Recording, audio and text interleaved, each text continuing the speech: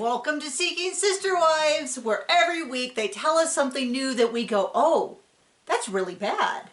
Like, why do you seem so happy? Tell us anything new. Pretty much this whole episode was, hey, let's rehash that boring stuff we did last week and just tell our partners about it and pretend like anybody on watching television cares about the stuff that they already saw us doing last week. But we're not going to show it. We're just going to tell it again. Okay, my interpretation of the episode was more like, hey, we're going to finally address some questions that we were pretty sure the viewers already knew, but we're now going to address it, and it's even worse than you think. Spoiler alert. Danielle's pregnant. Oh, okay, I was like, I don't know where you're going with that. Yes, spoiler alert, Danielle's pregnant.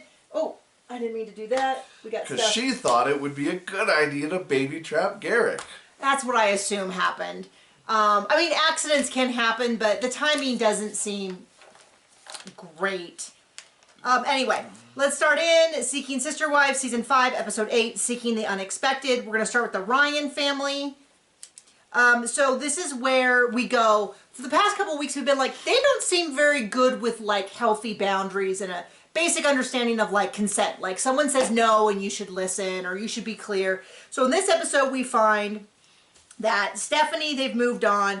They went to a polygamist dating site, but they say, a tip, ladies, if you're having trouble getting dates. Apparently, if you go to a polygamist site, single women to polygamous couples is like 100 to 1 or 1 to 100. So you have your picking. So if you've been thinking like, gosh, my life is a little not complicated enough, you too could end up on a future season of Seeking Sister Wives by going on. I didn't even know. I knew that they existed because I've watched enough of these shows to know they exist, but I don't know. I guess I could Google and find out, but I don't want to. I don't know if you'd want to Google that kind of stuff. Yeah, I've had a bad week for seeing terms on TikTok and then Googling it. And I will not repeat the term, but there you go. So they went on a normal dating site. Apparently in his bio, it said that he already has a wife and is looking for a second wife, but Yari did not see that. And frankly, I get it. I was on dating sites. You kind of read enough to kind of be like, yes, this is working, or no, this isn't. And, you know, like, I just suddenly said, like, you know, when you buy a computer, but then in my head I said, no, when I buy a computer, I check everything. And so then I was like, then I guess I put a lot less effort into dating. But the point with dating is you're not picking out a person that you are going to marry. You're picking out someone that you might go on a date with. Anyway, they went on the first date. He said it was clear before the first date that she had not read his whole profile. So instead of telling her up front, they're going to wait till the end. They waited until the end of the date, which already I'm like, this is so gross. You guys are so bad at all of this, which is probably why it's been 20 years and they haven't gotten a date yet, or a second wife. So he didn't tell her till the end of the date, and of course she was like, oh, I don't know about this, I'm not comfortable, I'm not sure about this, but she agrees to go on a second date. She's very beautiful. They keep telling us that, though, like, somehow, I don't know, that's the most important thing, but then again, yes, it is to him, I guess. So they, Who's Brandon? I don't know. Oh! Brandon, okay. Brandon was the hairdresser, the barber. Oh, okay. I was like, who is Brandon? He's also in a polygamous relationship. And they really screwed it. Well, this is what bothers me about all these polygamous shows, is they love to go up to strangers and be like, well, we're polygamists. Have you ever met a polygamist? And then to have an interview with them later on where they go, I've never met a polygamist. And most of the time they say they're really nice, if that's the lifestyle they want to live, which frankly I think is how many people feel. Like, I don't know, as long as everyone in the relationship knows, which frankly they've already broken that part. Yeah, as long as I'm kept out of it. Like, you know, you can also invest all your money in magazines, you can also paint your hair blue every day or your face blue every day, like the Blue Man Group. There's a lot of things you can do that just isn't my business. And that's kind of how I feel. I think it's how a lot of people feel about about polygamy is like, hey, as long as everyone's an adult and is safe and all that kind of stuff, it's really none of my business. I mean, no one's going after But clearly, Nick Cannon's got 10 kids with 4 different girlfriends. But clearly, these people are just hyped to announce themselves. Oh, look at me! Look at what we do. It's so different. So they go to the barber, and she's like, well, have you ever met a polygamist? And he's like, yeah, I'm a polygamist. I have 2 partners, one in New Jersey, one in Texas. And you can almost see them deflate a little bit, and they don't get to do their whole, like, well, we're polygamists. Isn't that interesting? And I was like, I wonder if this dude applied for the show. I have a feeling... I wondered if maybe, I think at some point TLC will eventually do a show for polyamorous people. Because my guess is... I'm kind of shocked that there's not one They yet. haven't already done it. I think they're maybe testing out to see how... I think maybe Shane and Ashley are a little bit of a test to see how patient people are with... I kind of think they maybe jumped the train. Because I don't think polyamorous people are as nuts as these people. I don't know. I have heard... I think I mentioned this before. I've met a couple of polyamorous people just online because it's not terribly unusual to see people in non-traditional relationships write romance novels because they want to see more people like themselves. So I've met a few people. And from what they've said, the drama is epic. Somebody said, there was, I guess, some big article in some major newspaper about a polycule. I always thought it was a polycube, but it's a polycule. C-U-L-E. Anyway, and it's how you would describe a polygamist. Like, if Bob is dating Ashley and Becky, and Becky is also dating Pete, and Pete is also dating, like, that whole arrangement of people who are connected, like, if you were to graph it, all together is a polycule. I mean, theoretically, it can include... The things you learn watching us. I'm not saying I'm an expert, that's what I've learned. That was the missing piece of info. But people are just saying, like, a lot of times they'll have big Google calendars and stuff like that, and people are just saying the administrative work is just too much. Right? So, I mean, like I said, it's not my business. It's not my business. I'll be clear, it's not something I want in my life. If I have ever thought of something, I've never gotten anything close to it. I wish there was more administrative work in our marriage. Never once. I know where you are at all times. You know where I am. So at the end of the date, she doesn't want No, to kiss. we're not even there. And he kisses her anyway. Well, okay. John's gotten bored with this. Very. So they did his hair. Didn't say they even cut anything off. He goes on a date. They discuss it. It's not... At some point she says, I thought what she was asking him was, she said, what are the expectations dating? But English is not her first language, and so she left out a lot of little words in there. And he didn't clarify. He didn't say he didn't ask for any clarification. But I thought she was asking, are we going to be a threesome? Or is it, would I have my own separate relationship? But I can't tell. That's what I thought she was asking. What he answered was, we can do individual dates or we can do group dates or whatever. It depends on what she's not jealous, so we can do all of that. But I'm already getting the vibe from her. She's not really interested in having like a buddy. We'll see and if she she's even interested says, on being on TV. She, at the end of the date, she kind of says, if I really like him, at some point he's going to have to decide, or something along those lines, or I might make him decide, or if I want only him, maybe I'll make him decide, or something like that. But yeah, they go for a little walk, and he's like, so do I get a goodnight kiss? And she basically says no. And then he kind of kisses her face anyway and keeps saying it until eventually she kisses him. And I don't know, it felt... I've certainly been on dates like that with guys who are a little pushy faster than I wanted. It wasn't it didn't give me a great vibe on him. Very in line with everything else we've seen from him. Yep. I wasn't crazy about it. Okay, so if we're going to go from that to a couple who... giving us more information made it worse. Oh, gosh. Sherwood, Ashley and Shane. So remember, Ashley's the one who's getting... She's the one who's getting a second partner. She's decided it's a woman. Last week they made a reference to health stuff, and people have asked me about that. What does that mean? What does that mean? I didn't know either. Well, and she's dying of cancer. Oh, wait, no. She's not. So they explained this week. Well, first of all, he goes out with his buddy Charlie. And it's like he just keeps saying all these things doesn't like Sarah, and I'm like, what I don't think you like is her getting a second partner, and there's no amount of while you're sounds like dying of cancer. I am not familiar with kidney cancer and how much is going on. It was very vague. He said, I am cancer free right now, but then he said there's some spots that need to be dealt with, and so I don't know if that means. And he's not going. And he's not going back to do his screenings for the stuff that's on his. He already had a partial nephrectomy, and so he's decided the most important thing is to get her another partner.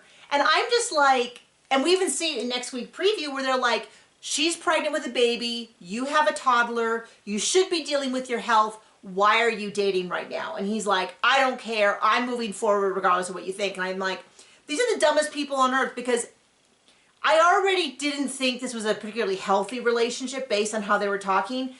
And then they tell us, well, it was so much worse than we thought. He's like, well, I'm dying of cancer. I don't know. I did a quick Google, and it didn't look like it was particularly that much more dangerous. Like, it wasn't like a pancreatic cancer or you know what I mean? Like, so I don't know. So if there's any cancer doctors or nurses in the room, please explain to me what I am not understanding about this particular diagnosis, because it sounded very much like if he stays on top of these screenings, he might have quite a bit of time left. And then I'm wondering, he's a stay-at-home dad. Is she just looking for a second partner to stay at home when he gets too sick or passes? Yeah, there are a lot more questions now than before. Well, and then I'm thinking, but I'm afraid all the answers are stupid. If you were dying, our most important thing would be to get you another partner. Well, I mean, it's just one of those things you just go, so she's spending all her evenings finding a new partner, and so, I don't know, this just doesn't, there's no part of this that makes more sense than it did last week. And they said it to us There's more information, and it makes even a little less sense. If they had come out and said, there's an inheritance, and she'll only get it if she marries a woman and has two partners, I'd be like, that makes more sense. Yes, that would make some sense. Than the fact that he, in his words, is dying of cancer, and their main priority is getting her another partner. It doesn't make any sense. And she's crying, and I thought, what? Why are you the one who said? Maybe I've had an epiphany. Maybe I just figured it out. It's like, will somehow lesbian sex make it all better? Maybe he realizes that his wife is guano crazy, just totally nuts, incapable of taking care of the kids. And wants someone to raise his children. Maybe that's it. I mean, that would make more sense. I got, my notes are all screwed up. No, so he talks to his friend Charlie. All of these conversations are so weird, because what I feel like is they've been instructed, hey, if you just tell them they're crazy and nuts, we're not going to put it on TV. Or their friend has said, please just be respectful. And so I feel like everybody is saying that thing where, like, your friend goes, I want to shave my head, and you're like, do it. You're like, okay, but you're like not going to tell. Like, none of them feel like authentic conversations. It feels like the people are just trying to figure out the way to be on TV. I don't know. Yeah, something basically like that. So whatever. So now we know the deal. He's got kidney cancer. I don't understand where his diagnosis is, because he said he is cancer free, and then he turns around and says he's dying from cancer. And I understand that he could be and then he says, in remission and it could come back. There's stuff on the other kidney, and then he says, and I'm not going to go to my screenings. So for all we know, he's full of cancer or not. We don't Yeah, know. I don't know. And then something about her crying, like, and I kind of thought, all we've seen from you this whole time is getting your groove on. So I just don't have a lot of sympathy for, like, oh, I'm so sad about my husband dying, and I'm handling this by focusing on me getting a new partner. See, I would feel bad for crazy people who make terrible decisions and don't see it in themselves, but like for everybody around them to just be playing along with the crazy is what makes me infuriated. Yeah, no, I agree. Speaking of which, Merrifields. So Oh. this has been a whole different kind of crazy. Well, this has been the whole season. People have been saying, well, I have to give full credit. There's a gal on Reddit who for years been saying, Danielle had a baby. Danielle had a baby. I spotted this in the back of this pictures. That house that they're in, I guess at some point either was or is for sale. I was surprised. I remember when I saw the price, I was a little surprised by the price, but I thought they were near Denver. What's the price? I don't know what it was, but it was a pretty big house. Okay. With a lot of acreage, and I was like, I thought if it was in Denver, the price was way too low. Well, then I found out it was actually in Buena Vista, and I didn't know where Buena Vista was, so I Googled it, and it's like an hour west of Colorado Springs, and so I was like, oh, okay, that makes sense. Makes a lot more sense, because you can get a lot more house in more rural parts of Colorado, and there's a lot of them. And yeah, basically anywhere other than Colorado Springs, Denver, or the big ski towns. But even the big ski towns 1 hour out, the price just goes like this. It goes. Do they have jurors from out there? Yes, they're very rural. Rural jurors? You might call them rural jurors. For all of our... and then if you're in the city, you have to worry about urban fervor. It's a 30 Rock joke for those who don't think we're funny. We're not. We're down. You can... blame Tina Fey. So he's been gone. So it's been 2 months since they had their trip. He's now been gone for 6 weeks, which meant when they got home, he was only home for 2 weeks before he packed up and moved off to Brazil. Enough time to slap it together, I guess. He, do you mean sex? Yes. Okay. I thought you meant the wedding at first, and I was like, no, that sounds like a sex joke. They're going to get married, and so instead of doing the K-1 visa, they're going to do the marriage visa. But this is actually what surprised me. Finally, after 3 seasons and so many red flags you could have made a circus tent, she is finally admitting to us that their marriage is not in a great spot.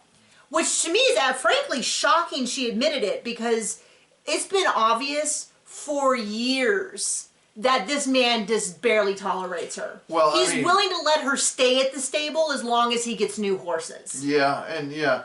So I guess this is her last-ditch effort. Baby trap him. See what happens. Well, yeah, I think there's a couple of... And I think she also lures him back with the promise of more horses, so to speak. Right? Yeah. I mean, like, she knows that more than him wanting Nathalia or Roberta or anything, he wants even more wives. So I do think, because we know from the previews that he starts dating other people, and then that solves that. But she finally starts to admit that their marriage is not in a good place. And it's like, hallelujah, at least I get to hear some of this. Doesn't make me like her or think she's smart. The look on his face when she tells him she's pregnant over the phone on FaceTime or whatever it is, almost worth the episode. Wow, that's great. That's a real blessing from God. I'm like, if you told me that he had just had a colonoscopy, you know, there are those videos of people who wake up from colonoscopies and they're all like goofy, I'd believe it. Or after dental surgery. I don't know what he's into and what you can get over there. So anyway, she's like, it's never been this bad. You know, I've gone and stayed other places. The sister-in-law comes over, so this is her Danielle's brother's wife, who was very oddly dressed. I mean, I wonder if she's also pregnant and was hiding it, because it was very odd outfit to me. I don't know why that stuck out to me so much. I thought both of their outfits, it's like, what was the direction for filming? And does Danielle have a goiter? I don't know. She might have some thyroid problem. I think there's something going on under half of her chin. Okay, John, so... I mean, I'm just pointing out. Okay, I'm not... Do you want me to talk? Maybe. So, what are you going to say? She talks with her mouth pulled to a little bit to the side. Yes. From what I understand, that might be nerve damage from a tumor, so it's possible that's related. So it's possible it's a health thing. Okay. You feel at all bad? Not it's really. A health thing? No. Okay. Well, anyway... So she finally admits things are not good, and then she finally says, you know, she's pregnant. Couldn't be all that bad between them. But we haven't, heaven knows he couldn't have possibly not had sex with someone. So, yeah, I was like, well, this kind of sounds like a baby trap. You know, he's getting really interested in this other woman, and bang it out one more time. She went to the doctor to get a positive blood test just to make sure. And to me, what I felt like the sister-in-law was kind of doing was, I don't know, because no one on here is flat out saying this is really bad. Like, your husband is an absolute moron. From what I can tell, I've heard people say that Danielle's brother works with him. I think he works for him because it's called Merrifield. I think so. He used to work for his parents that did the same job, and then after they decided, after it came out that he divorced her specifically so that he could get a foreign bride, so he could marry a foreign bride and bring him to America. I think the family found out what was happening and was like, we don't want any of this weirdness. You need to move off our property, which is when they built that house. You need to get you need to not work at the company more, all of that. And I think he started his own thing, and then he got his buddies to work for him.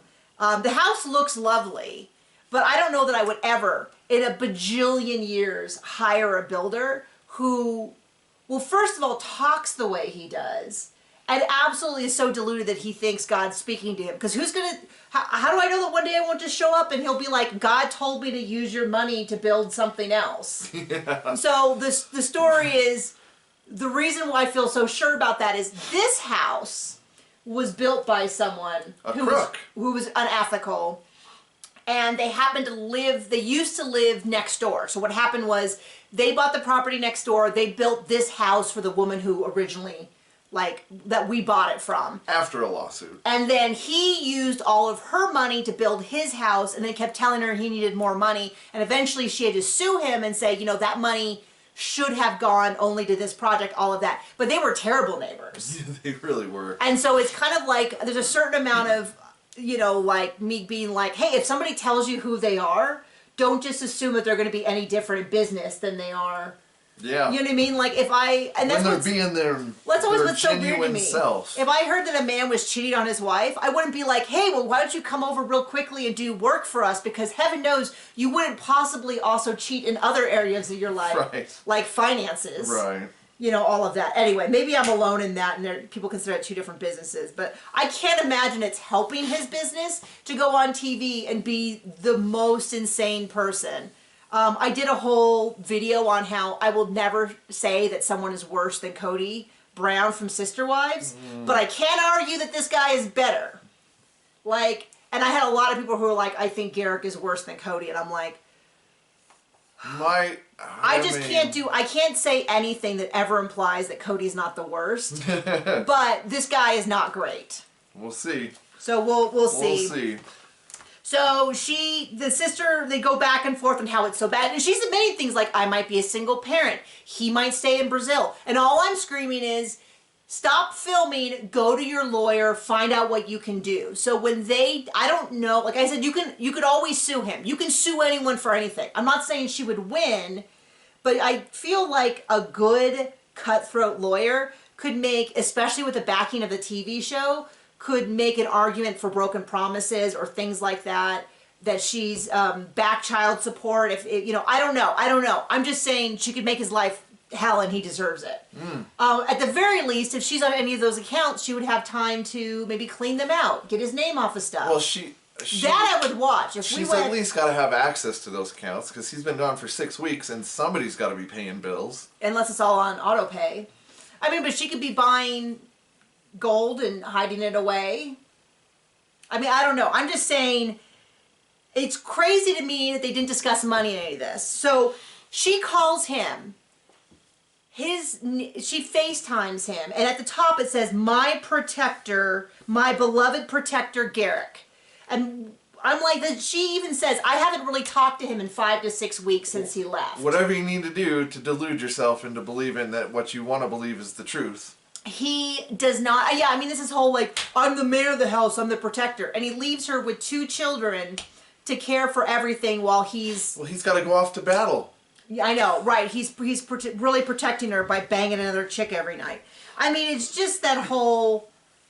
I just have no patience for this whole thing is I'm a protector, I'm the man of the family, I get to make these decisions.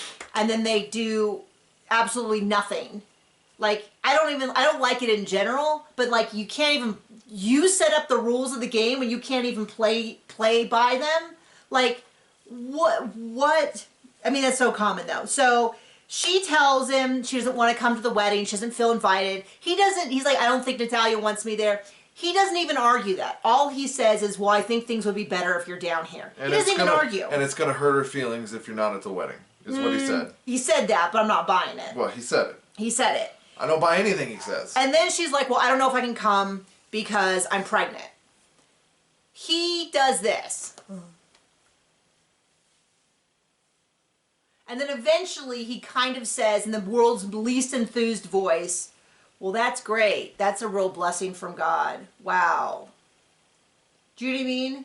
And then she's like crying and she's saying she just doesn't know. And then she's like, well, I better just get off the phone. And he's like, okay, I'll call you tomorrow. And I was like, blank him. Like, just blank off. I don't want any of this. I don't like him. I want him to get hit by a cruise missile. Like, I want nothing to do. I don't like any of this.